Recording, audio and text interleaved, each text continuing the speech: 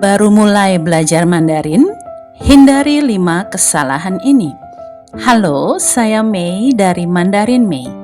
Kalau Anda sedang menonton video ini, kemungkinan besar Anda baru mulai belajar Mandarin. Atau mungkin Anda sudah belajar beberapa minggu, tetapi masih merasa bingung harus mulai dari mana. Kalau begitu, Anda tidak sendirian. Saya sering melihat pemula melakukan kesalahan yang hampir sama. Kesalahan-kesalahan ini memang terlihat sederhana, tetapi justru bisa membuat proses belajar menjadi jauh lebih sulit. Hari ini saya ingin berbagi 5 di antaranya.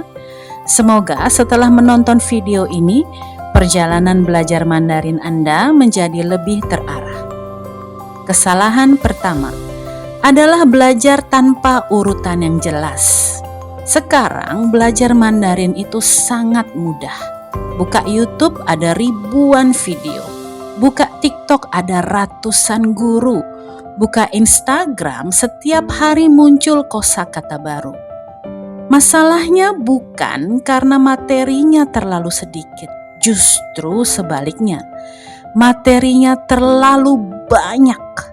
Hari ini Anda belajar angka, besok belajar nama buah, lusa belajar warna, minggu depan belajar HSK, kemudian tiba-tiba belajar grammar. Semuanya dipelajari sedikit demi sedikit tetapi tidak saling terhubung. Kalau diibaratkan membangun rumah, ini seperti membeli genteng hari ini, pintu besok, jendela minggu depan, tetapi fondasinya belum dibuat. Rumahnya tidak akan berdiri. Belajar bahasa juga seperti itu. Belajar akan terasa jauh lebih mudah kalau kita mempunyai urutan yang jelas. Kesalahan kedua adalah menganggap nada tidak terlalu penting.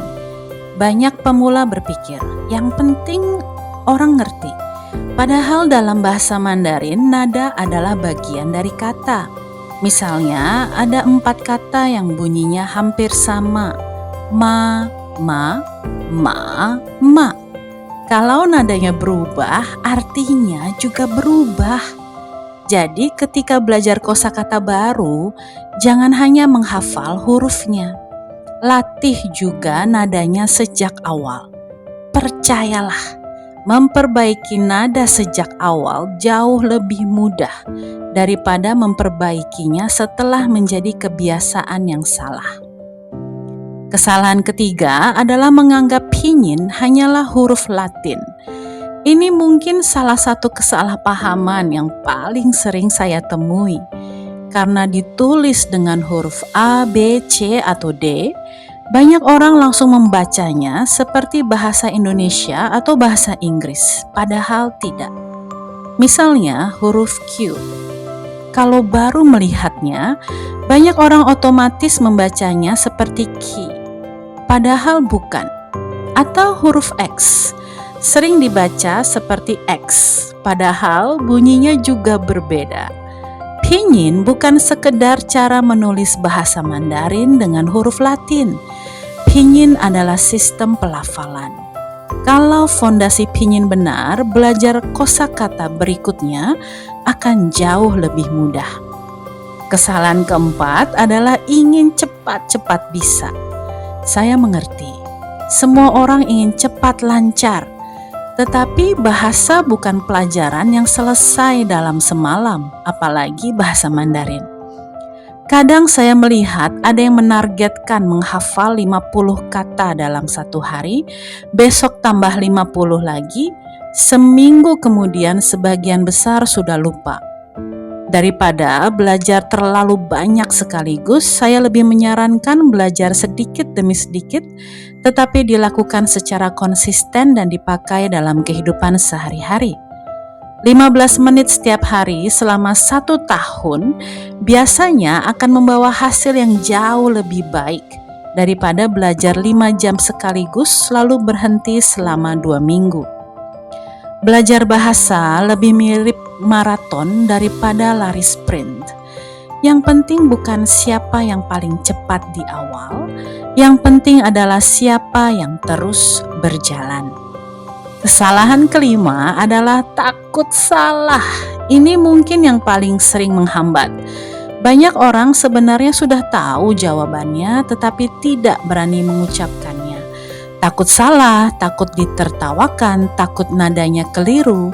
Padahal semua orang yang sekarang lancar berbahasa Mandarin juga pernah salah.